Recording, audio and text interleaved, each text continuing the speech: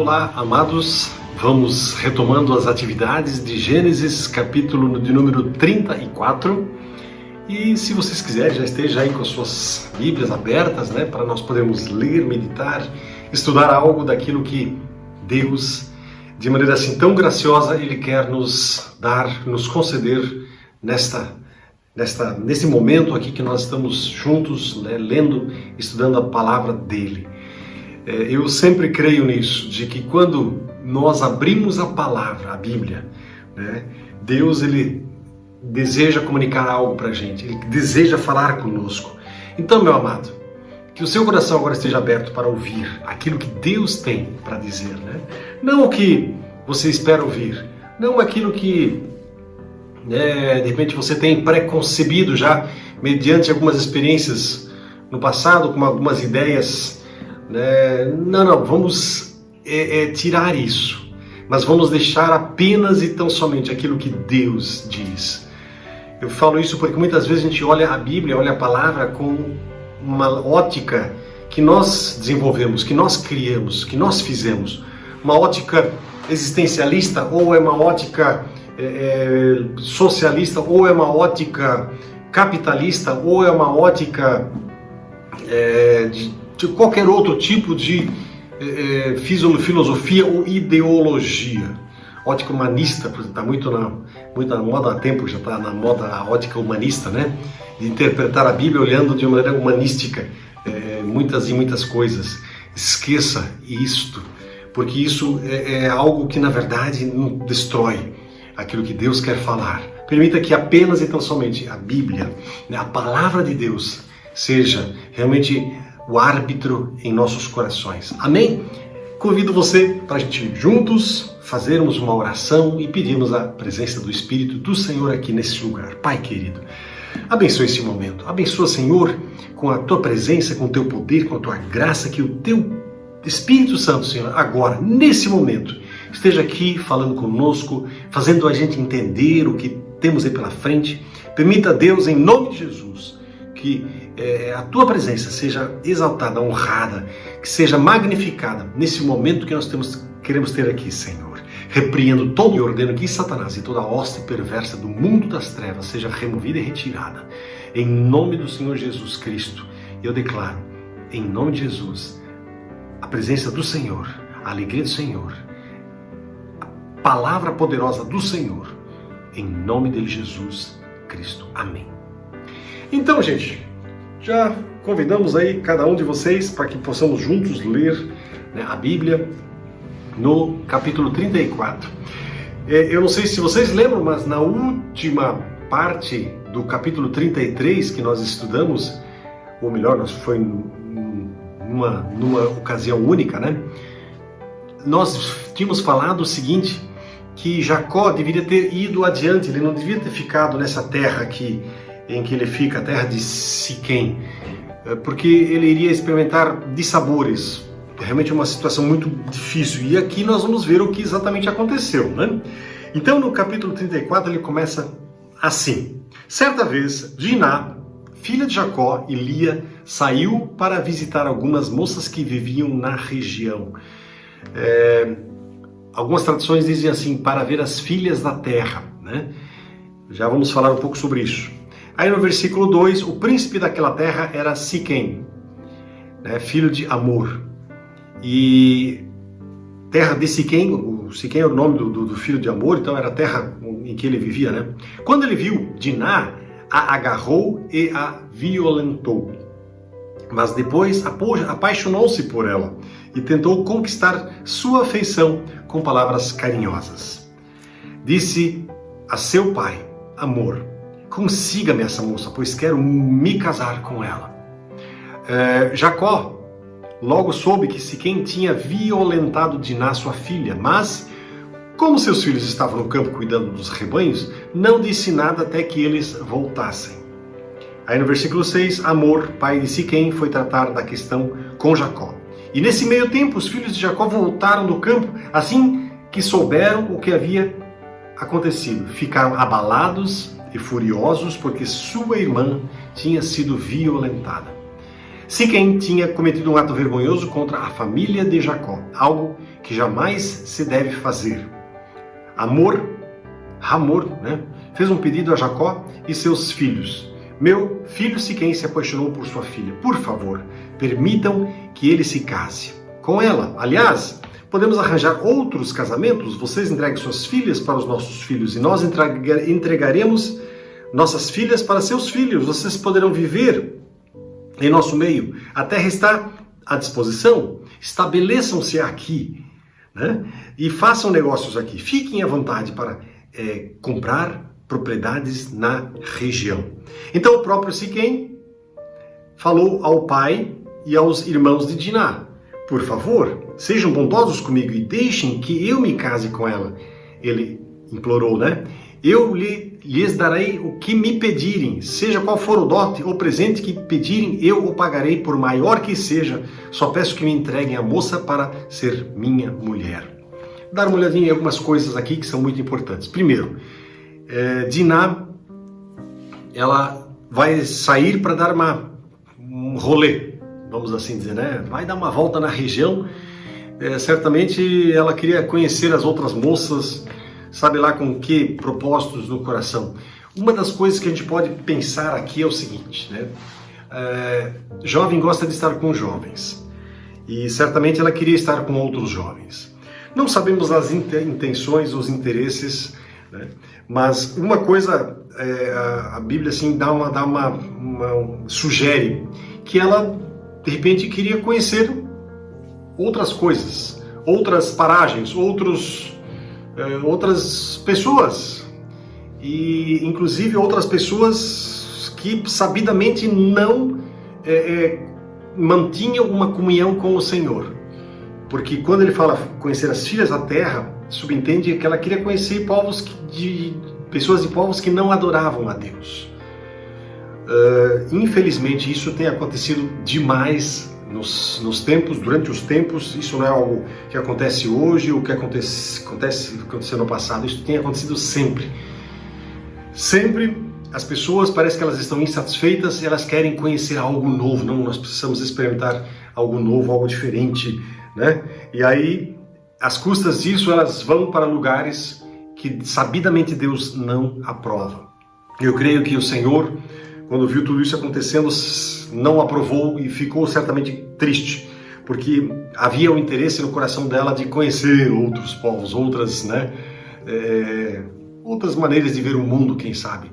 Não, nós temos que conhecer as outras maneiras de ver o mundo, afinal de contas, né, nós não precisamos ficar dentro do nosso quadrado, temos que conhecer tudo que tem por aí.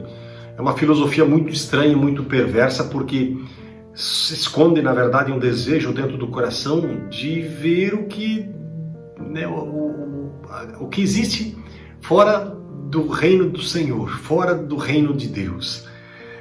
E esse buscar por outras coisas que não incluem o reino de Deus nos levam para lugares perigosos, lugares em que a morte vai fazer parte. Isso é real, isso é sério. E isso não tem sido, na verdade, levado a sério por parte de muitos crentes, tá certo? Que desejam conhecer o que é no mundo. É um direito deles? Claro que é um direito, que eles podem conhecer o mundo, eles podem fazer isso. Deus nos deu essa liberdade, Deus nos deu o livre-arbítrio para ir conhecer o mundo, mas Ele sempre avisa. Existe um perigo muito grande em você ir para esses lugares, né? E ela foi. Bom, essa jovem, né, Diná, ela deveria ter mais ou menos 15 anos. Por quê? Porque ela nasceu alguns anos antes de José. E José, nessa época devia ter uns 10, 11 anos de idade, mais ou menos. E Simão e Levi deveriam ser mais ou menos uns 10 anos mais velhos do que Diná. Lembrando que Diná, Simão e Levi eram filhos da mesma mãe, ou seja, Lia ou Leia, né, como vocês em algumas traduções falam. Aí o que acontece? Siquém, o jovem filho de Hamor, se apaixona por ela, ou melhor, antes de se apaixonar, né, ele vai lá e arranca aquela mulher à força e violenta ela. A palavra usada no hebraico Leica, é uma palavra muito forte, indica que ela foi assim usado de violência extrema para com ela, tá certo? E a palavra Einá, também no hebraico, diz que ela na verdade foi humilhada, ela foi desonrada, ela recebeu um tratamento que ela nunca deveria ter recebido. E a pobre moça, então, ela estava arruinada. Aí a Bíblia diz no versículo 3 que Siquém, porém, lhe falou ao coração. Primeiro ele faz a bobagem, faz o erro, toma uma atitude extremamente errada, e parece que ele passa a gostar dela, né, Diná, e aí ele fala ao coração dela, ou seja, ele tenta agradar ela, consolar pelo mal que ele fizer. E ele descobriu que começou a gostar dela e queria se casar com ela. E aí nos versos em diante, por exemplo, no verso 7, quando, né, tem toda aquela história lá, Jacó depois estava num lugar esperando os filhos chegarem, quando os filhos descobrem o que aconteceu, eles voltam rapidamente, e aí eles dizem assim para o pai: olha, isso foi um absurdo que foi feito, isso foi um desatino. A palavra em hebraico é nebeila, que quer dizer uma insensatez, um ato vergonhoso, vil, sem sentido, um negócio absurdo que nunca poderia ter acontecido, fora de toda e qualquer equidade moral. Então, aquilo foi um ato de grave imoralidade contra a honra daquela família. Mas aí o velho lá, o pai do Siquém, conversa com Jacó: mas escuta, eu sei que a coisa, né, não deveria ter tomado esse rumo, mas enfim, vamos fazer o seguinte, vamos juntar, permita que ele case com ela. E quem sabe mais, até a gente pode juntar as famílias, né, os rapazes, seus rapazes, com as nossas moças, e os nossos rapazes com as moças de vocês poderiam se casar e viver de uma maneira muito tranquila, muito bacana. Inclusive eles dizem aqui, né, escuta, eu sei que quando se casa, né, o homem tem que dar um dote, em hebraico é mohar, e aí eles dizem, ele diz aqui, o Siquém diz que esse dote, que seja o maior dote que for necessário, né, mas por favor, considere nosso pedido, mais ou menos isso eles estão dizendo aqui.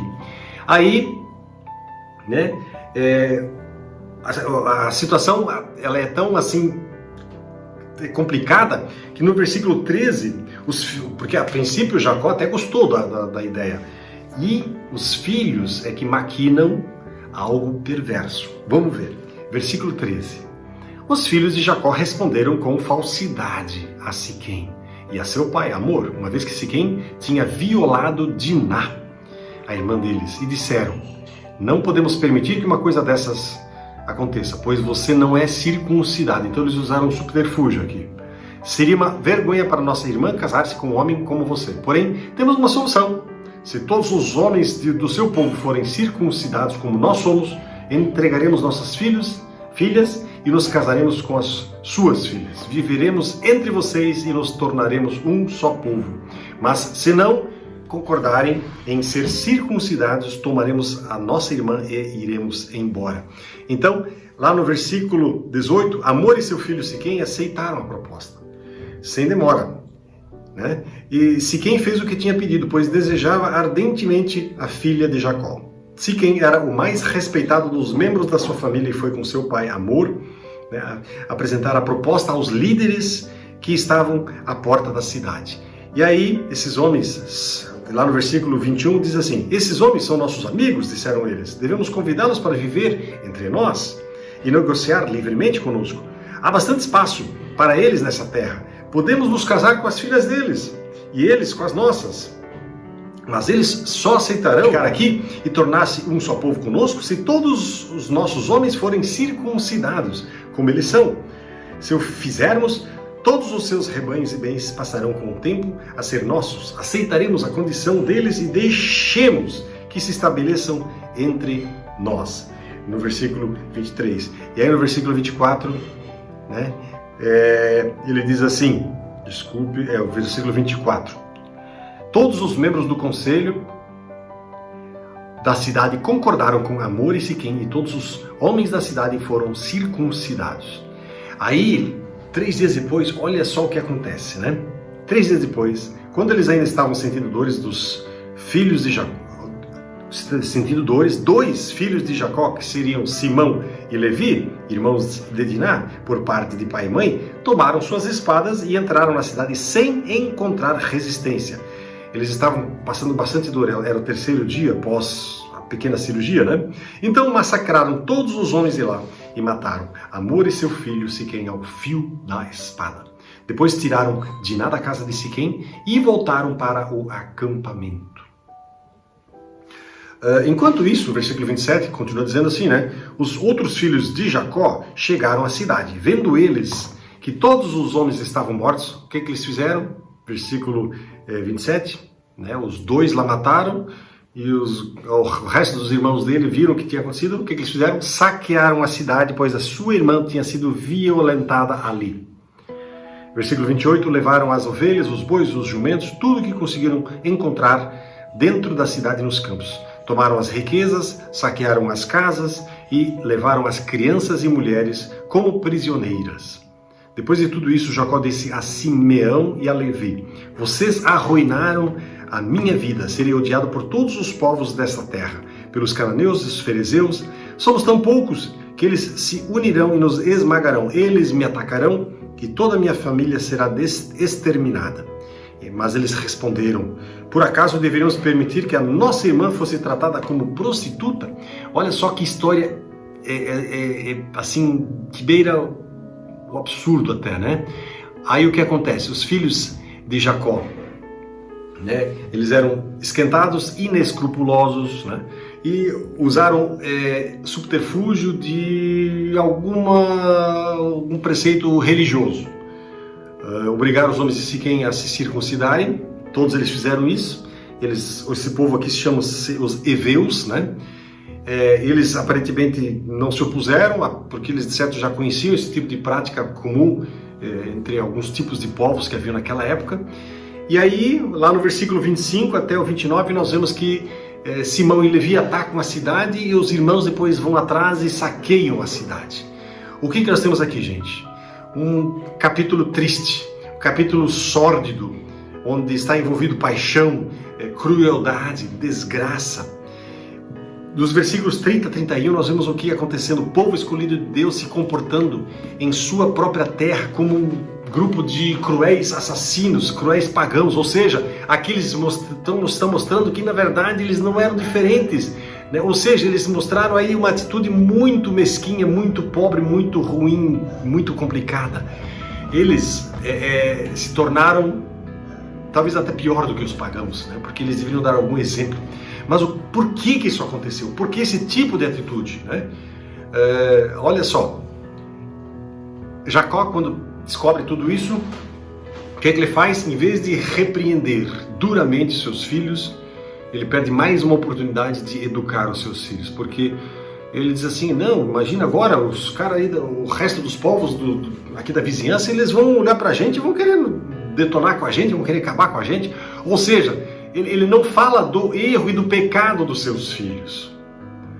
Ou seja, a reprimenda que ele dá é uma reprimenda baseada nas atitudes e no comportamento, no remorso, né? E não produzir um arrependimento da parte dos filhos pelo ato pecaminoso que eles tomaram. Não, pelo contrário.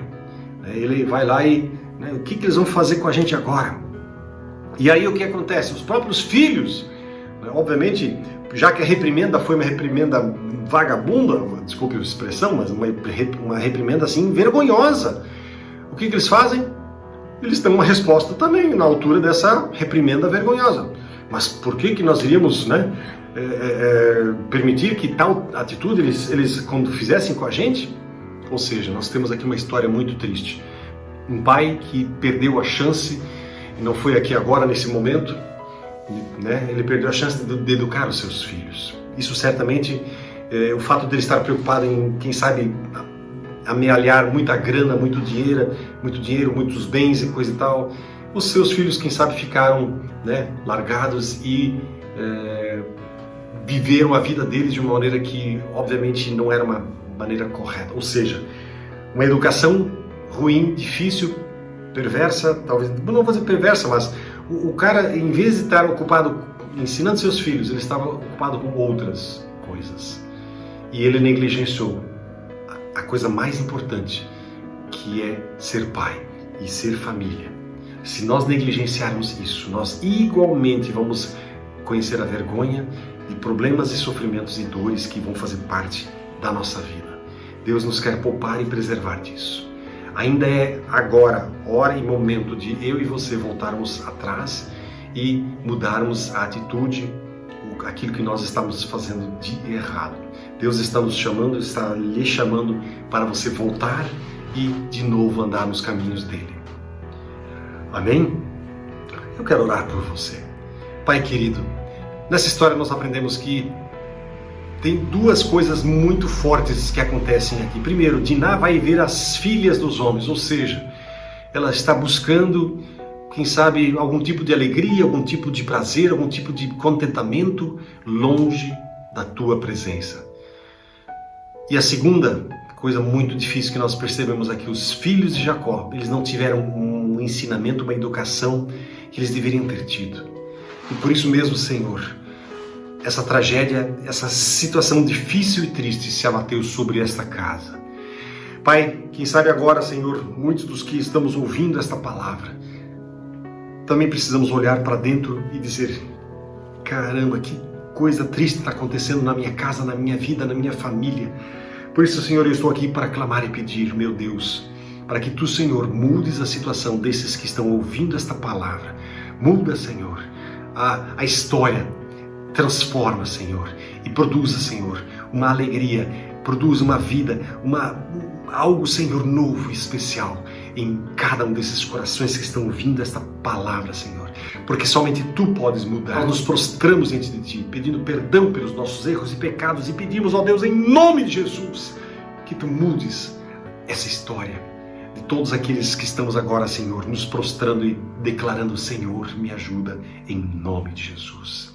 Eu clamo e peço também pela Tua guarida, Tua proteção, o Teu fogo e Tua glória sobre cada vida que está ouvindo esta palavra, para que o nome de Jesus seja exaltado, honrado e glorificado. E é no nome dele que oramos. Amém e amém. Que Deus abençoe vocês, no nome santo e precioso e poderoso do Senhor Jesus.